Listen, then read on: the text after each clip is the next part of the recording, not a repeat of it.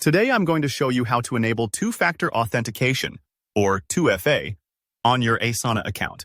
By the end of this tutorial, you'll have an extra layer of security protecting your projects and sensitive tasks, making sure your work on Asana stays safe.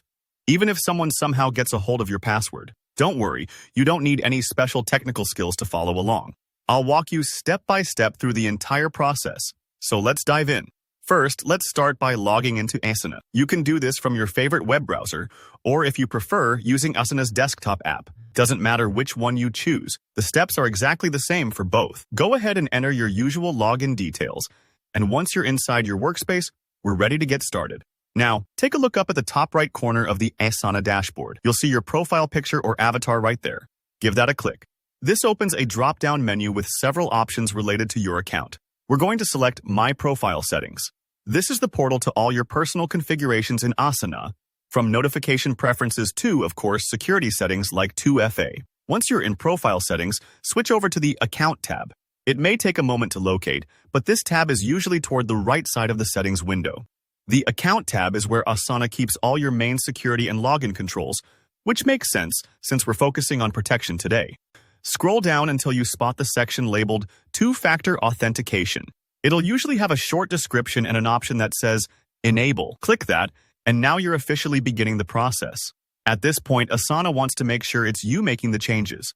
A dialog box will pop up asking you to enter your Asana password. Go ahead and fill it in, then click Continue. This is an important checkpoint. It prevents someone who's borrowed your computer or is using a shared device from accidentally or intentionally changing your security settings.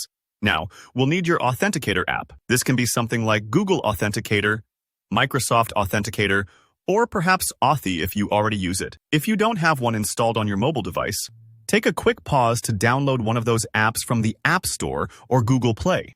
Don't worry if you're new to Authenticator apps. They're pretty straightforward, and you'll mainly use them for entering codes to prove your identity.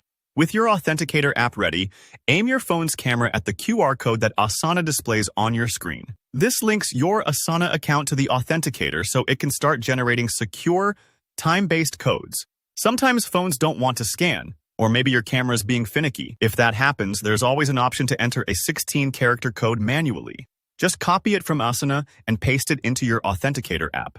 After you've scanned the code or entered it manually, your Authenticator app will display a fresh 6-digit code. These codes change every 30 seconds or so, just to keep things really secure. You'll enter this code back in Asana, right in the provided field, and click Enable. Almost there. Asana will now show you a confirmation pop-up, letting you know everything's set up. Plus, you should receive an email notifying you that 2FA is now active on your account. Take a moment to double-check that email if you'd like the extra peace of mind. And that's it. Your Asana account now has two-factor authentication enabled, giving you powerful protection against unauthorized access. If you found this tutorial helpful, please tap the like button and let me know if you ran into any questions down below in the comments. Don't forget to subscribe for more practical guides just like this one. Thanks for watching and stay secure out there.